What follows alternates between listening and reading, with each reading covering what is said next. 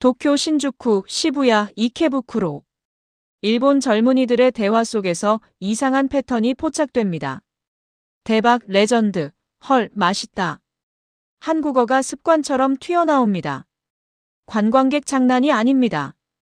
일본 10대 후반부터 20대의 일상어로 굳어지고 있습니다. 핵심은 세 가지입니다. 첫째, 도쿄 도심 치킨, 디저트, 편의점 간편식, 화장품 업종에서 한국식이 소비 트렌드 상단을 차지합니다. 둘째, 대학가 한국어 스터디와 K 콘텐츠 분석 세미나가 취업 스펙으로 전환됩니다. 셋째, 일본 기업 내부에서 한국식 속도와 디지털 프로세스 벤치마킹 태스크포스가 돌아갑니다. 민간 소비가 언론을 흔들고 언론이 기업을 자극하고 기업이 청년층 정체성과 노동시장을 바꿉니다. 표면은 유행이지만 속은 경쟁력 기준 자체의 변화입니다. 도쿄 편의점 한국 제품 코너가 독립 섹션으로 운영됩니다. 특정 간편식 재구매율이 높습니다. 책의 통계는 아니지만 현장 관측이 이어집니다. 그런데 변하지 않는 대조가 있습니다. 더 비싸도 더 기다려도 선택이 지속됩니다. 질문은 하나로 모입니다. 도쿄 심장부의 이 변화는 단순한 한류 재등장일까요? 아니면 일본 사회가 인정하기 싫어하는 속도의 패배일까요? 그리고 이 흐름 한복판에 누구도 예상 못한 인물이 끼어듭니다. 아시아는 늘 느리고 비효율적이라 믿어온 서구 위기관리 전문가입니다. 그가 도쿄에서 마주한 첫 장면은 아침 8시도 되기 전 치킨집 앞 30명 줄이었습니다.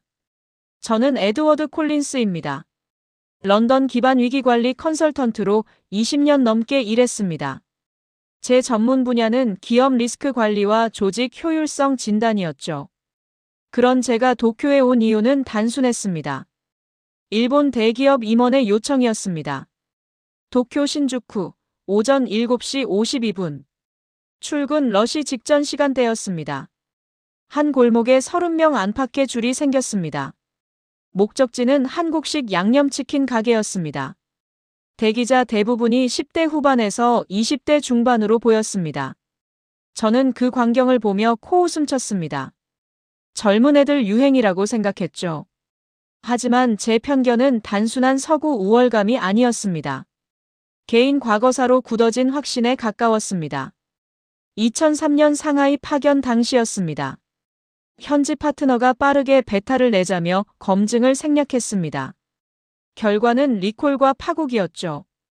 2011년 동남아 프로젝트에서는 유행은 길지 않다는 말에 안심했습니다. 디지털 전환에 늦어 계약을 잃었습니다. 그 뒤로 저는 아시아의 속도라는 말을 허세로 취급했습니다. 빨리는 대개 대충으로 끝난다고 믿었습니다. 그런데 줄에서 들려온 건 일본어가 아니었습니다. 대박, 레전드, 진짜 맛있다. 한국어가 습관적으로 튀어나왔습니다. 누가 시킨 것도 아니었습니다. 과장도 아니었습니다. 제 표정은 바로 무너지지 않았습니다. 오히려 더 단단해졌습니다. 머릿속에서 즉각 방어 논리가 작동했습니다. 관광객일 가능성, 혹은 SNS용 연출, 혹은 단기 유행.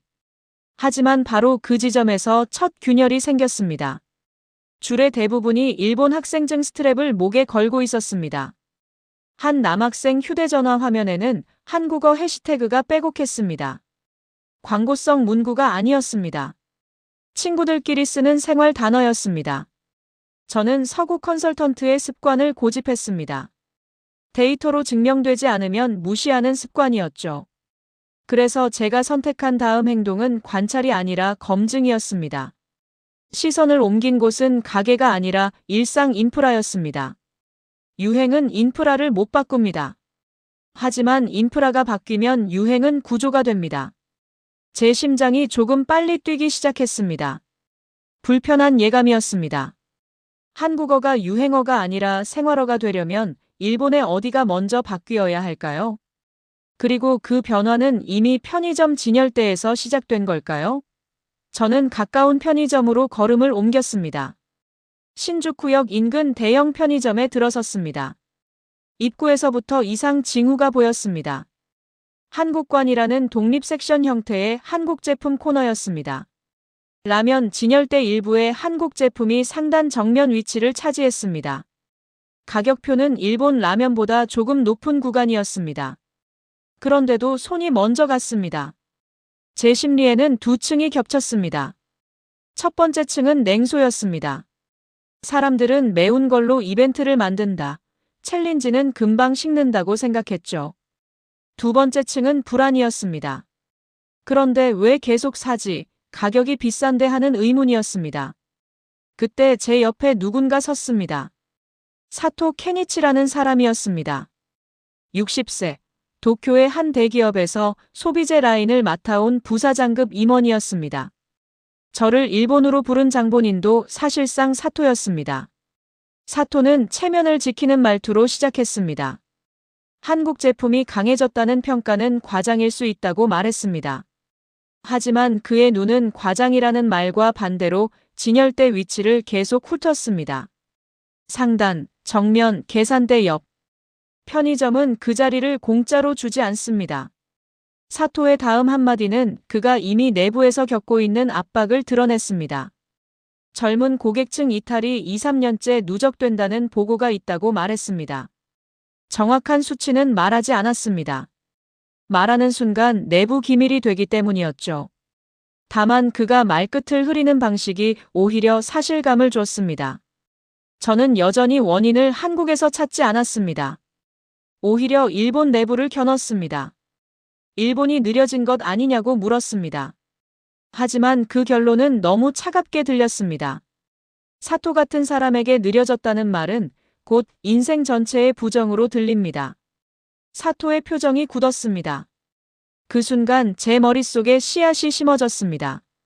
사토는 한국을 인정하기 싫어서가 아니라 한국을 인정하는 순간 자기 세대가 쌓아온 방식을 내려놓아야 하기 때문에 흔들리는 겁니다. 그날 저녁 제 휴대전화에 이상한 메시지 하나가 도착했습니다. 발신자는 등록되지 않은 번호였습니다. 내용은 짧았습니다.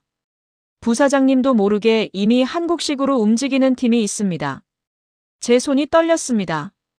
도쿄 대기업 내부에서 임원도 모르는 한국식 전환이 진행 중이라면 그 팀의 정체는 누구일까요? 그리고 그 시작은 대학가일까요? 아니면 집안일까요? 다음 날, 저는 대학가로 향했습니다. 유행의 에너지는 언제나 젊은 층에서 시작됩니다. 하지만 구조 변화는 배움으로 증명됩니다. 와세다, 게이오 인근 카페에 들어섰습니다. 오후 2시쯤이었습니다. 캠퍼스 게시판에는 한국어 스터디 모집, K-콘텐츠 분석 세미나, 한국 기업 케이스 스터디가 눈에 띄었습니다. 가장 낯선 장면은 따로 있었습니다. 학생들이 단순히 드라마를 이야기하는 게 아니었습니다. 프로덕트와 시스템을 해부하고 있었습니다. 왜 한국 서비스는 결제 배송이 이렇게 빠르게 연결되는지, 왜 한국 브랜드는 신제품을 이렇게 자주 내고 실패를 이렇게 빨리 수정하는지, 왜 한국 콘텐츠는 팬덤을 관리가 아니라 운영으로 접근하는지. 학생들의 눈빛이 달랐습니다. 호기심이 아니라 분석이었습니다. 그때 한 여학생이 제 테이블로 다가왔습니다. 미즈키라는 이름이었습니다. 21세, 일본 명문대 3학년이었습니다. 한국어가 유창했고 SNS에서 한국 트렌드 해설로 팔로워가 많은 학생이었습니다. 미즈키는 저에게 친절했지만 동시에 냉정했습니다. 젊은 세대가 한국을 선택하는 이유를 감정이 아니라 합리로 설명했습니다. 국적보다 경험, 브랜드보다 기능, 완벽보다 업데이트. 제 내면에서 방어 기제가 다시 작동했습니다. 젊은 애들 취향이라고 생각했습니다. 그러나 미즈키는 그 방어를 단숨에 무력화했습니다. 취향이면 공부하지 않아요. 그 말이 떨어지는 순간 저는 처음으로 한국을 무시할 수 없는 경쟁자로 분류했습니다. 동시에 본인도 알아채지 못했던 감정이 고개를 들었습니다. 질투가 아니라 공포였습니다. 속도가 유행이 아니라 능력이라면 제가 믿어온 프로세스 우위가 무너질 수도 있었습니다. 그런데 더 자극적인 반전이 이어졌습니다. 미즈키의 휴대폰 배경화면에 알림이 떴습니다. 아버지. 발신자 이름은 사토 케니치였습니다. 제 심장이 멈추는 것 같았습니다. 미즈키는 웃지 않았습니다. 표정이 굳었습니다. 그리고 말했습니다. 그분은 한국 얘기만 나오면 화부터 내요. 그런데 정작 회사는 이미 한국식으로 바꾸라고 하죠.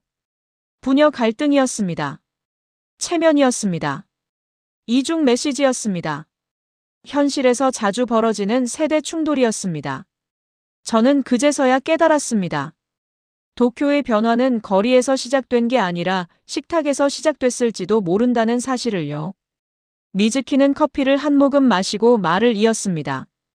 아버지 세대는 한국을 인정하는 순간 자기가 평생 쌓아온 방식이 틀렸다는 걸 받아들여야 한다고 말했습니다. 그게 가장 무서운 거라고 했습니다. 제 가슴이 철렁 내려앉았습니다. 미즈키의 말은 제 과거를 정면으로 찌르고 있었습니다. 저 역시 아시아는 대충이라고 믿으며 제 실패를 정당화해왔습니다. 미즈키는 친구들과 함께 한국 기업의 디지털 전환 사례를 분석한다고 했습니다. 단순히 좋아서가 아니라 취업 스펙이 되기 때문이라고 했습니다. 일본 기업들이 이제 한국식 빠른 실행을 배우려 하고 그걸 이해하는 인재를 원한다고 했습니다. 저는 물었습니다. 그럼 한국을 배우는 건가요? 아니면 한국을 이기려는 건가요? 미즈키는 잠시 침묵했습니다. 그리고 또박또박 말했습니다. 둘 다예요. 배워야 이기니까요. 그 말이 제 머릿속을 강타했습니다. 이건 단순한 문화 유행이 아니었습니다. 전략이었습니다. 생존이었습니다. 미즈키는 아버지가 회사에서 받는 압박에 대해 말했습니다. 젊은 관리자들이 이미 한국식 회의 방식, 한국식 빠른 피드백, 한국식 디지털 우선 원칙을 제안하기 시작했다고 했습니다. 부사장인 아버지는 그걸 막을 수도 인정할 수도 없어서 고통스러워한다고 했습니다. 제가 물었습니다. 사토 부사장은 정말 한국을 싫어하는 건가요? 미즈키는 고개를 저었습니다. 아버지가 싫어하는 건 한국이 아니라 변화 자체라고 말했습니다. 자기가 젊었을 때 만들었던 정답이 더 이상 정답이 아닌 현실이라고 했습니다. 저는 숨이 막혔습니다. 그 말은 사토만의 이야기가 아니었습니다. 제 이야기이기도 했습니다. 카페를 나서며 저는 생각했습니다. 일본 대기업 부사장의 딸이 한국을 공부하는 사람이라면 사토는 왜 화를 낼까요? 그리고 사토가 숨기고 있는 진짜 공포는 한국이 아니라 자기 세대의 붕괴일까요? 사흘 뒤, 저는 사토의 회사 본사를 방문했습니다. 도쿄 중심부의 60층짜리 빌딩이었습니다. 사토는 저를 임원 회의실로 안내했습니다. 회의실 테이블 위에는 한국 기업의 조직 운영 방식을 분석한 보고서가 놓여 있었습니다. 짧은 회의, 빠른 실행, 즉시 수정. 보고서는 상세했습니다. 사토는 보고서를 덮으며 말했습니다. 이런 건 일본 문화에 맞지 않아. 제가 물었습니다. 그럼 왜 보고서를 만들었습니까? 사토는 대답하지 않았습니다. 표정이 굳어졌습니다. 그 순간 저는 깨달았습니다. 사토는 공식 석상에서는 한류는 반복되는 유행, 일본은 일본, 품질은 일본이 위라고 말합니다. 그러나 사토의 일상은 그 말과 반대로 움직이고 있었습니다.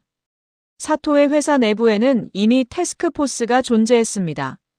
젊은 관리자들이 한국처럼 하자는 문장을 더 이상 숨기지 않았습니다. 사토는 창밖을 보며 말했습니다. 젊은 고객을 못 잡으면 10년 안에 회사가 무너진다고 했습니다. 하지만 한국식으로 바꾸는 순간 자기가 쌓아온 모든 방식을 부정하는 것처럼 느껴진다고 했습니다. 저는 사토의 눈을 봤습니다. 그 눈에는 분노가 아니라 두려움이 담겨 있었습니다. 사토는 말했습니다. 딸이 집에서 한국어를 쓸 때마다 화가 난다고 했습니다. 한국 드라마를 볼 때마다 불편하다고 했습니다. 하지만 정작 회사에서는 한국 기업 사례를 분석하라는 지시를 내린다고 했습니다. 제가 물었습니다. 그게 왜 모순입니까? 사토는 한참을 침묵했습니다. 그리고 말했습니다. 모순이 아니에요. 저는 그냥 겁이 나는 겁니다. 그 말에 제 가슴이 먹먹해졌습니다. 사토는 한국을 싫어하는 게 아니었습니다. 한국을 인정하는 순간 자기 인생 전체가 흔들릴까봐 두려워하는 것이었습니다. 저는 그날 저녁 미즈키를 다시 만났습니다. 미즈키는 아버지와의 관계에 대해 솔직하게 말했습니다. 아버지는 집에서 한국 얘기만 나오면 화를 낸다고 했습니다. 하지만 미즈키는 아버지를 미워하지 않는다고 했습니다. 아버지 세대가 만들어온 일본은 정말 위대했어요.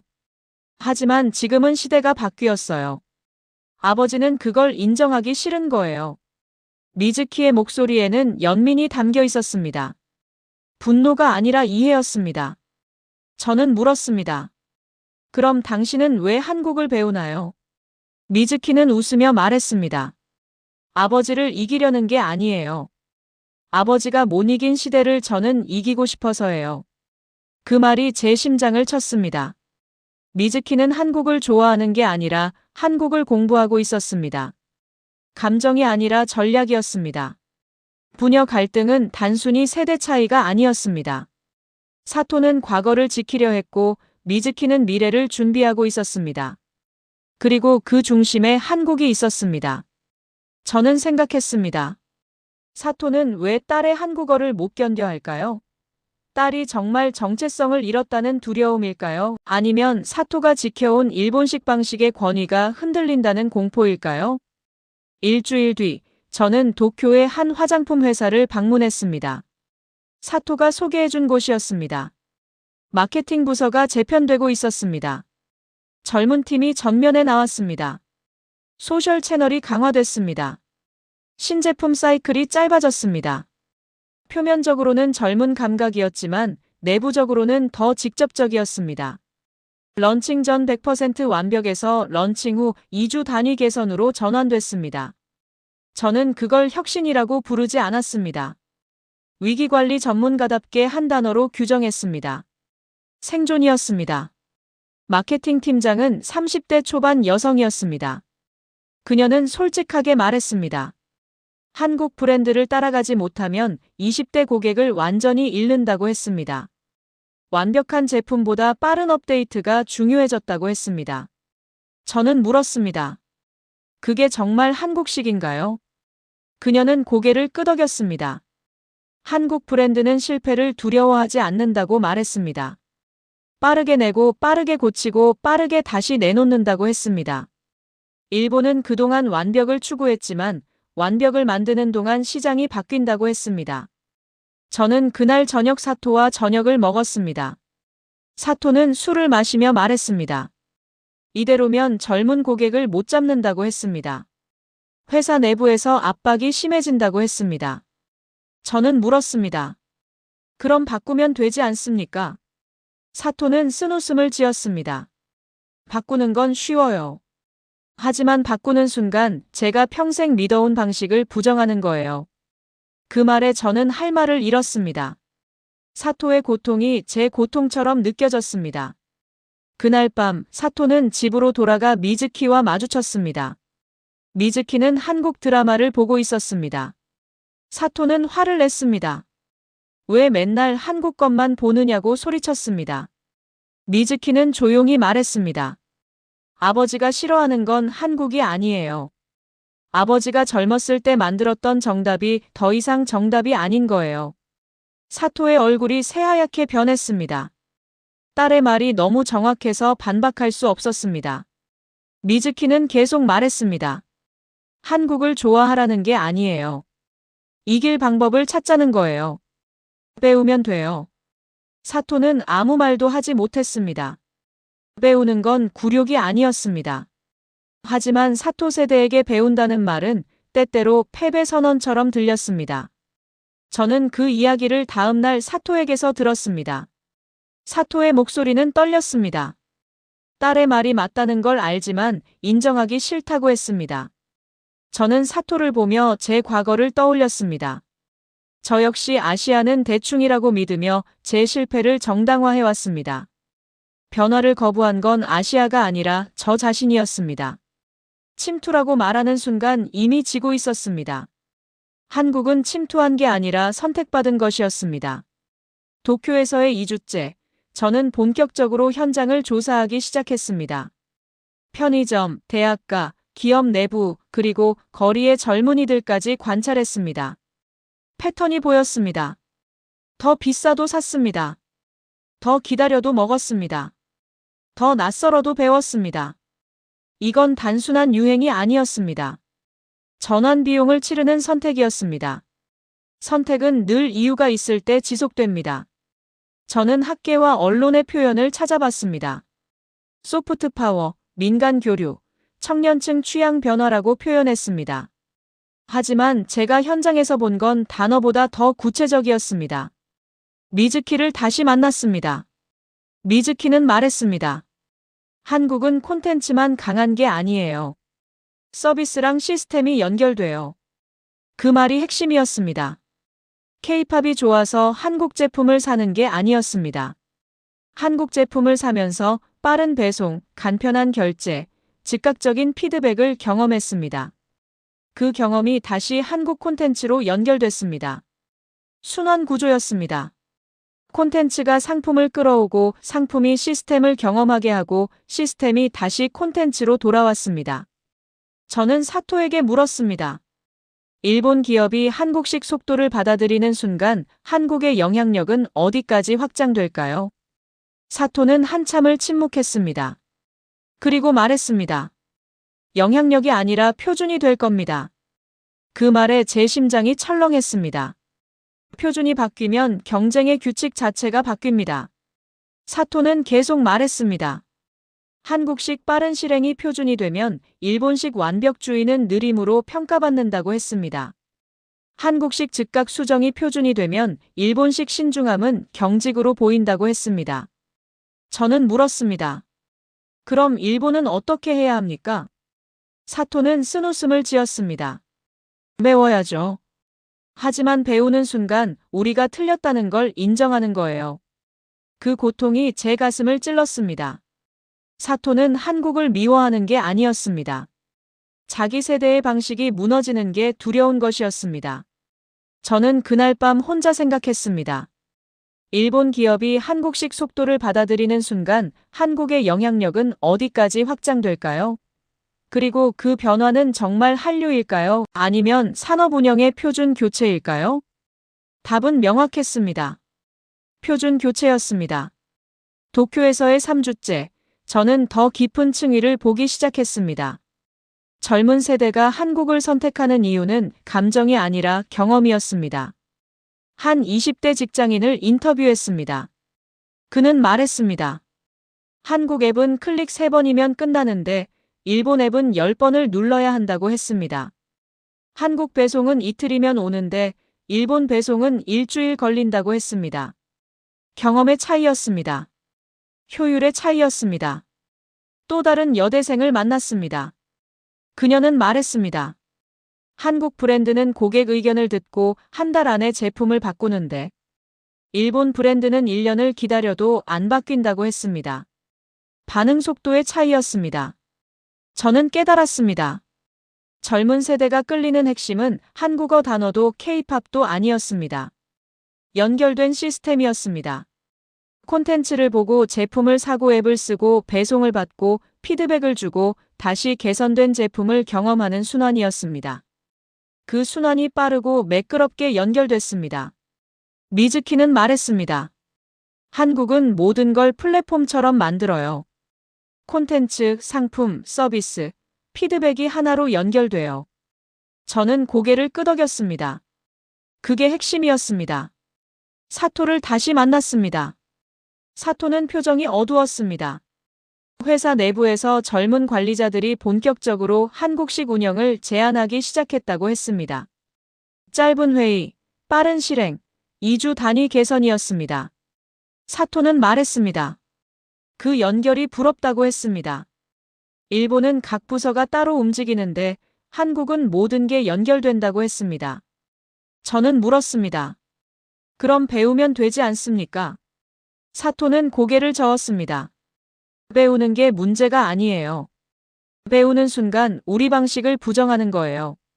그 말에 저는 할 말을 잃었습니다. 사토의 고통은 개인의 고통이 아니라 세대 전체의 고통이었습니다.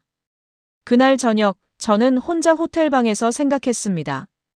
일본 젊은 세대가 끌리는 핵심은 정말 연결된 시스템일까요? 답은 명확했습니다. 그랬습니다. 도쿄에서의 4주째, 저는 결정을 내렸습니다. 한국을 직접 보지 않고는 결론을 낼 수 없었습니다. 제 머릿속에서 빨리는 늘 대충이었습니다. 하지만 도쿄의 변화는 그 도식을 무너뜨렸습니다. 한국을 직접 확인해야 했습니다. 서울행 비행기를 탔습니다. 인천공항에 도착했습니다. 공항에서부터 다른 경험이 시작됐습니다. 입국 절차가 빨랐습니다. 짐을 찾는 시간이 짧았습니다. 택시를 잡는 게 간편했습니다. 결제가 즉각적이었습니다. 서울 시내로 들어왔습니다. 키오스크가 곳곳에 있었습니다. 주문이 빨랐습니다. 대기 시간이 짧았습니다. 중요한 건 속도 그 자체가 아니었습니다. 속도가 가능하게 하는 기반이었습니다. 인프라, 디지털화, 운영 철학이었습니다. 키오스크가 빠른 이유는 직원이 친절하지 않아서가 아니었습니다. 대기 자체를 줄이는 구조를 설계했기 때문이었습니다. 배송이 빠른 이유는 단순히 빨리 보내서가 아니었습니다. 물류 시스템 전체가 연결됐기 때문이었습니다. 앱이 편한 이유는 디자인이 예뻐서가 아니었습니다. 사용자 경험을 중심으로 설계했기 때문이었습니다. 저는 그제서야 제 편견을 다시 계산했습니다. 아시아는 대충이 아니었습니다. 아시아는 업데이트를 전제로 움직이는 방식일 수 있었습니다. 완벽을 추구하면 출시가 늦어집니다. 하지만 빠르게 출시하고 즉각 수정하면 시장을 먼저 잡습니다. 한국은 후자를 선택했습니다.